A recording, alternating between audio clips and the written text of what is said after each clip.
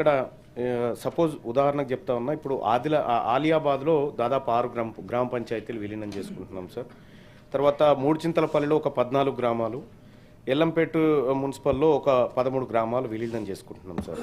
Sir ఇక్కడ ఈ municipal చేసుకోవడం ద్వారా అక్కడ వార్డు సభ్యులు వస్తారు సార్.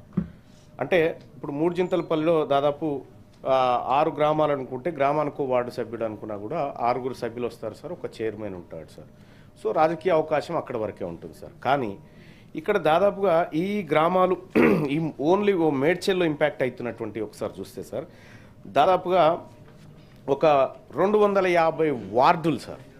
200 వార్డు మెంబర్ అంటే ఇది ఒక రాజకీయానికి మొదటి మెట్టుగా చూస్తాం సార్. 250 మంది దాదాపుగా సుమారుగా చెప్తున్నారు సార్. 250 మంది వార్డు సభ్యుల అవకాశాలు పోతున్నాయి సార్. అలాగే దాదాపుగా ఒక 20-30 మంది ఎంపీటీసీలు లేకుండా పోతా ఉన్నారు సార్.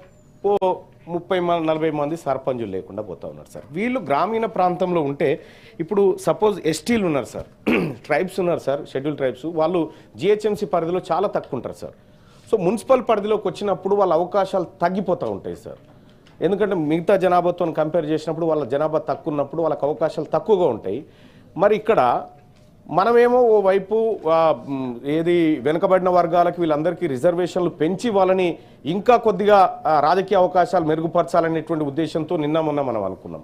కానీ ఇక్కడ ఉన్నటువంటి అవకాశాలు పోయి అవకాశాలు పరిమితమవుతా ఉన్నాయి. ఇప్పుడు మరి అక్కడ ఉన్నటువంటి వాళ్ళకి రావాల్సినటువంటి రిజర్వేషన్లు ఏవైతే సర్పంచులుగా ఒక 2 బీసీలకు వస్తుంది, ఒక ఎస్టీలకు వస్తుంది, ఒక ఎస్సీలకు వస్తుంది. కానీ ఇప్పుడు ఆ అవకాశం లేకుండా పోతుంది. కేవలం ఆ వార్డు సభ్యులు ఏమైనా రిజర్వ్ అయితే కొద్ది మందికి మాత్రమే అధ్యక్ష.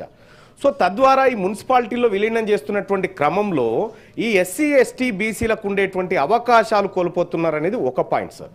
ఇక రెండో పాయింట్ ఏంటంటే సార్, ఈ నగర ప్రాంతాల్లో వీళ్ళు మొన్నటి వరకు వీళ్ళకి ఉపాధి హామీ అవకాశాలు ఉండేటి అధ్యక్ష.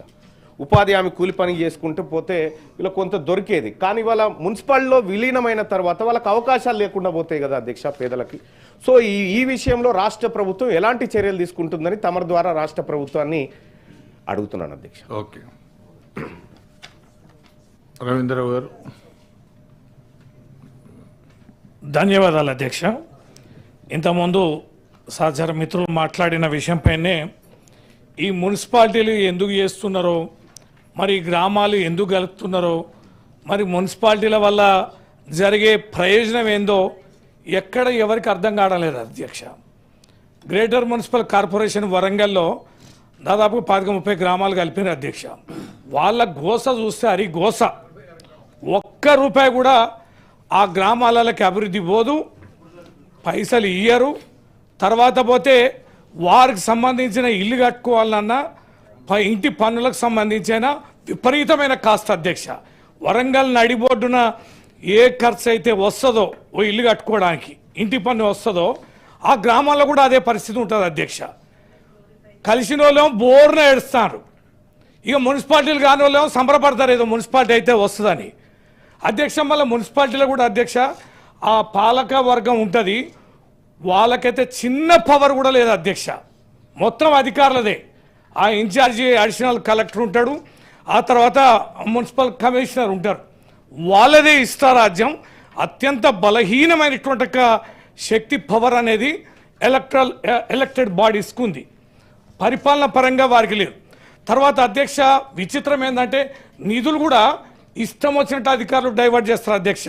ఫర్ ఎగ్జాంపుల్ మా మైబాద్ మున్సిపాలిటీలో శ్మశాన వాటికలు కట్టడానికి లేదా మార్కెట్లు గిడ్డంగులు కట్టడానికి అనేక రకాలుగా ఈ జనరల్ ఫండ్ను కూడా డైవర్ట్ చేస్తారు అధ్యక్ష. ఒక్క శానిటేషన్ సరిగా చేయడం కానీ, వేతనాలు సరిగా ఇవ్వడం కానీ, లేకపోతే మురికాల వల్ల డ్రైనేజీ వ్యవస్థను బాగు చేయడం కానీ ఇవన్నీ కూడా ఏ రకంగా కూడా జరగడం లేదు. ఈ సందర్భంగా ఎట్లాగైతే చట్టం అయిపోతుంది, కానీ ఒక విషయం మాత్రం పరిగణలోకి తీసుకోవాలని నేను మీ ద్వారా ప్రభుత్వానికి గౌరవ మంత్రి గారికి విజ్ఞప్తి చేస్తున్నాం.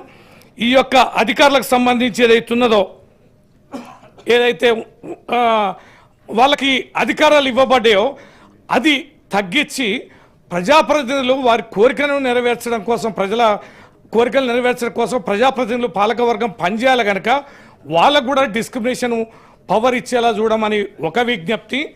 విలీనమైన గ్రామాలని ప్రత్యేకంగా చూడాలనేది రెండో విజ్ఞప్తి. ఏదైతే మా గతంలో నిధులను కేటాయిస్తామని హామీ ఇచ్చినామో కోట్లాది రూపాయలు, ఆ హామీలకు సంబంధించి డబ్బులు ఇవ్వాలని, మున్సిపాలిటీకి ఏదైతే సంబంధించిన నిధులని మనమైతే గ్రామంలో ఉన్నంత పరిపాలనా సౌలభ్యం మున్సిపాలిటీలో ఉండాలి అధ్యక్ష.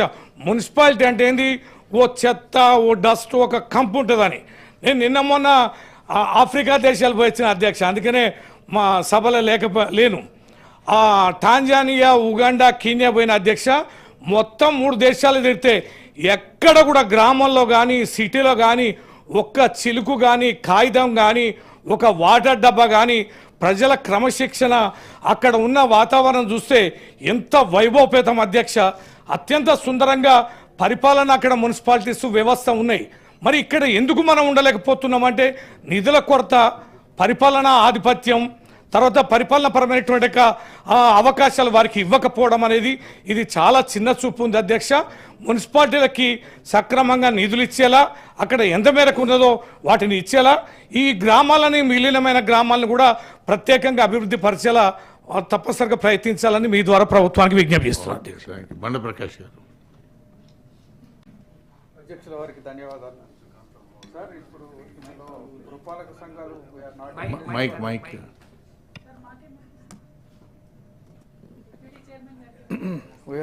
ఆయన బిల్లు చేసి పెట్టిండు. మైక్ ఆన్లోనే ఉంది కానీ ఇక్కడ వచ్చి పెట్టినారు. Welcoming the bill, but some suggestions to the kind attention of the minister. Sir, ఇప్పుడు నర్సంపేటలో మీరు ఒక గ్రామాన్ని తొలగిస్తున్నట్టు ఒక ప్రతిపాదన పెట్టినారు. అది షెడ్యూల్ ఏరియాలో ఉంది కాబట్టి దాన్ని తొలగిస్తున్నామని. అసలు నగరంలోకి షెడ్యూల్ ఏరియా ఎట్లా వచ్చిందనేది ఎప్పుడన్నా ఆలోచించిందా అసలు మీరు? How it is came in to the town?